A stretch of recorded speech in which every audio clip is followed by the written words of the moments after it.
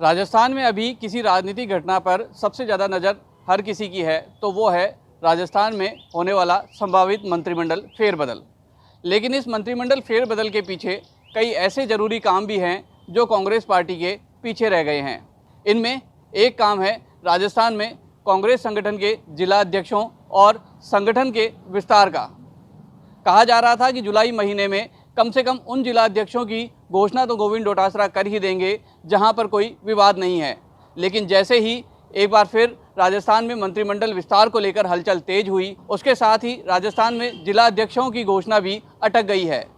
जिला अध्यक्षों की घोषणा के लिए पूरी तैयारियां कर ली गई थी, लिस्टें भी तैयार कर ली गई थी। प्रदेश अध्यक्ष गोविंद सिंह डोटासरा ने ये लिस्टें अजय माकन तक पहुंचा भी दी थी। लेकिन अब जब से मंत्रिमंडल फेरबदल को लेकर हलचल शुरू हुई है, एक बार फिर ये पूरी कार्रवाई रुक गई है।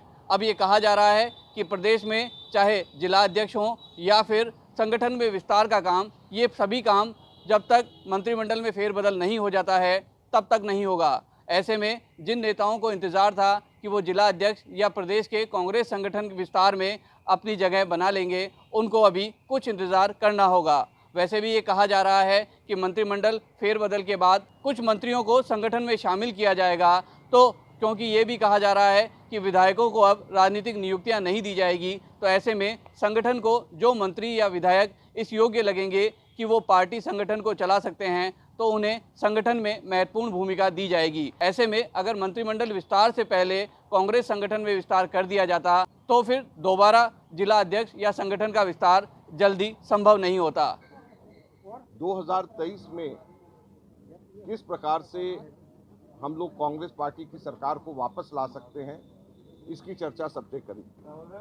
प्रदेश कांग्रेस कमेटी की कार्यकारिणी के अंदर भी हम लोगों ने इस बात की चर्चा करी और कई बिंदुओं के ऊपर बात करी कि किस प्रकार से कांग्रेस के संगठन और सरकार में बेहतर समन्वय हो सके, ताकि हम लोग मिल करके 2023 में कांग्रेस पार्टी को वापस लेकर के आ सके। ऐसे भी विधायक और ऐसे भी ओहदेदार मिले जिन्होंने ये कहा कि वो सरकार के पद को भी छोड़ करके वो लोग अगर जरूरत पड़े कि अगर हम लोग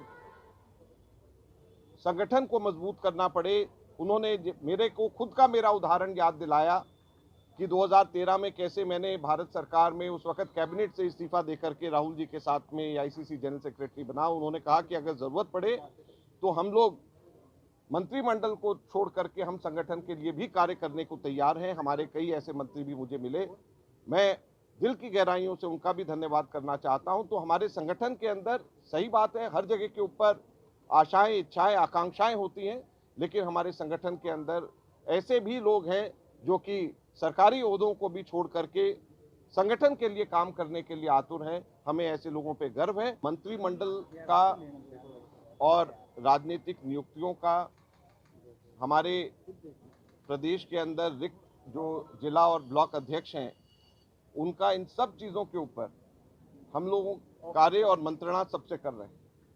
कल जब मैंने विधायकों से मुलाकात करी तो मैंने उनसे भी चर्चा करी। एक जो प्रश्नावली था उसके अंदर जिला और ब्लॉक में किस प्रकार से हम मजबूत कर सकते हैं वो भी था। प्रदेश कांग्रेस कमेटी में जो पदाधिकारियों से चर्चा करी तो उसमें भी हम लोगों ने इस बात की चर्चा करी। तो ये एक निरंतर चर्चा सब लोगों से हो रही है और अच्छे लोगों की नियुक्तियां अच्छी जगह के ऊपर होंगी और जल्द होंगी। ऐसे में राजस्थान में एक बार फिर जिला अध्यक्षों और कांग्रेस संगठन के विस्तार की जो प्रक्रिया थी उस पर ब्रेक लग गया है। इसके साथ ही ये भी कहा जा रहा है कि राजस्थान में राजनीतिक नियुक्तियां भी अब मंत्रिमंडल के संभावित फेरबदल के बाद ही होगी। जयपुर से ईटीवी भारत के लिए अजीत शेखावत।